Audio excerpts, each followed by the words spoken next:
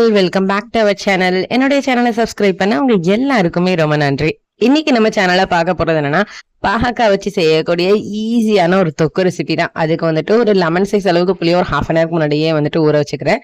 அதுக்கப்புறம் ஒரு கடாயில வந்துட்டு ஒரு 4 ஸ்பூன் அளவுக்கு நல்லெண்ணெய் ஊற்றி கடுகு உளுந்தம்பருப்பு சீரகம்லாம் வந்ததுக்கு அப்புறம் ஒரு குட்டி குட்டியா சாப் பண்ணி வச்சிருந்தா வெள்ளைப்பூடு ஆட் பண்ணிக்கிறேன். வெள்ளைப்பூடு வந்துட்டு ஒரு 6-7 வெள்ளைப்பூடு இருக்கும்.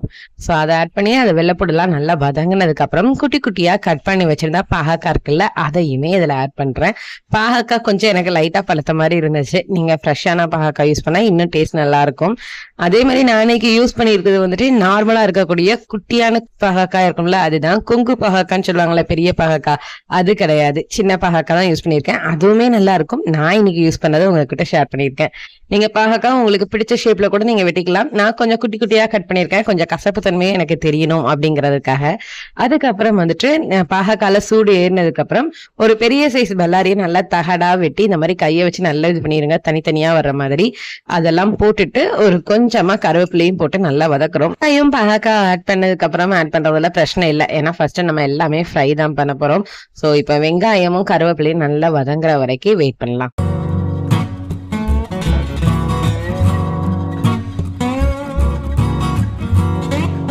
இப்போ கொஞ்சம் கொஞ்சமா வந்துட்டு வெங்காயத்தோட கலர் மாறிட்டே வர மாதிரி இருக்கு. ஸோ இப்போ வந்துட்டு இட்லி கொப்பரை மூடிய வச்சு சிம்மில் அடுப்பில் வச்சுட்டு நம்ம இது வேகிற கேப்ல வந்துட்டு நம்ம தக்காளி கட் பண்ணிக்கலாம். இதை தொக்குக்கு வந்துட்டு நான் 2 சின்ன தக்காளி எடுத்துருக்கிறேன்.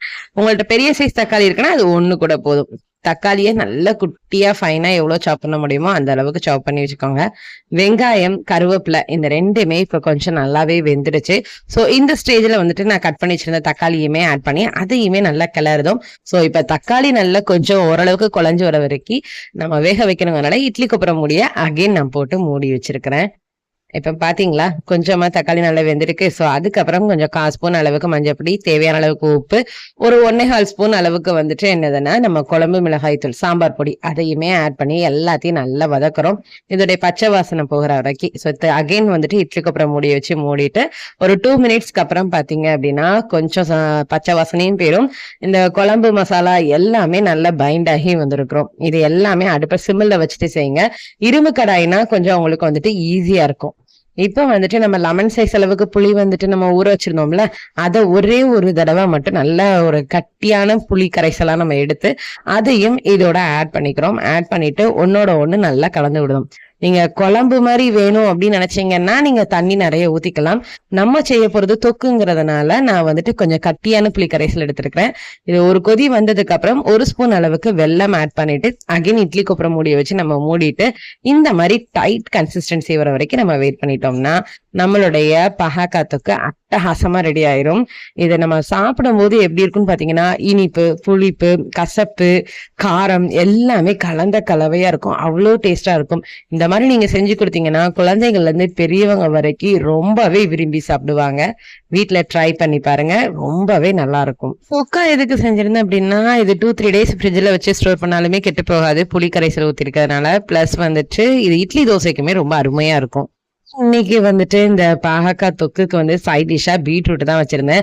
ஸோ பீட்ரூட்ல வந்துட்டு காரம் எதுவுமே போடாம ஜஸ்ட் தேங்காய் பூ மட்டும் தான் போட்டிருந்தேன். ஸோ அது கொஞ்சம் ஸ்வீட்டா வேற இருக்குமா, இந்த பாகக்காய் தொக்கோட வச்சு மேட்ச் பண்ணி சாப்பிடும் போது அவ்வளோ டேஸ்டா இருந்தது. பாப்பா சாப்பிட்டுட்டு எப்படி ரியாக்ஷன் கொடுத்துருந்தாங்கிறத பாருங்க.